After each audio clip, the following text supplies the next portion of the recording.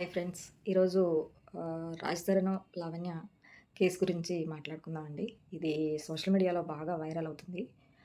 ఆహ్, ఇద్దరిలో ఎవరు తప్పు, ఎవరు ఒప్పు అనేది మీరే నిర్ణయించాలి.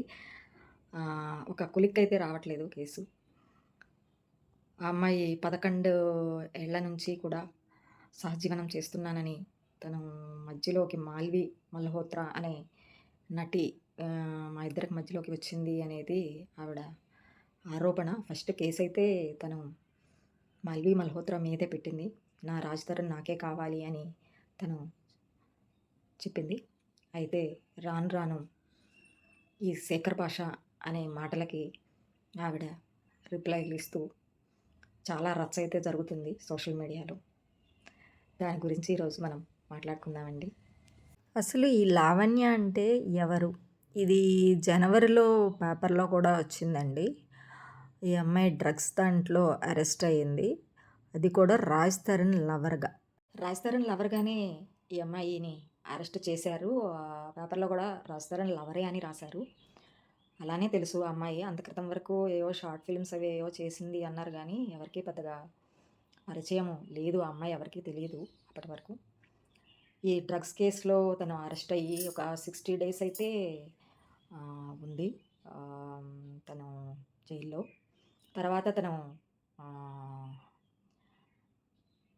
తను రిలీజ్ అయిన తర్వాత మార్చ్‌లోనో ఎప్పుడో రిలీజ్ అయ్యి ఆ తర్వాత తను మాల్వి మల్హోత్రాతో ఉంటున్నాడని, తను జైల్లో ఉన్నప్పుడు కనీసం పట్టించుకోలేదని, తను లావణ్య రాజ్ తరుణ్‌పై తనను ప్రేమ పేరుతో మోసం చేశాడని లావణ్య పోలీస్ స్టేషన్‌లో కేసు పెట్టింది.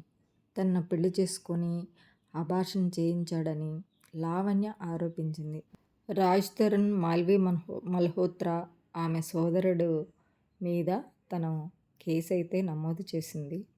లావణ్య ఫిర్యాదు మేరకు 2008 నుంచి రాజ్ తరుణ్‌తో ఆమెకు పరిచయం ఉందని, 2010లో ప్రపోజ్ చేశాడని, 2014 రాజ్ తరుణ్ పెళ్లి చేసుకున్నట్లుగా ఎఫ్ఐఆర్‌లో వెల్లడించింది.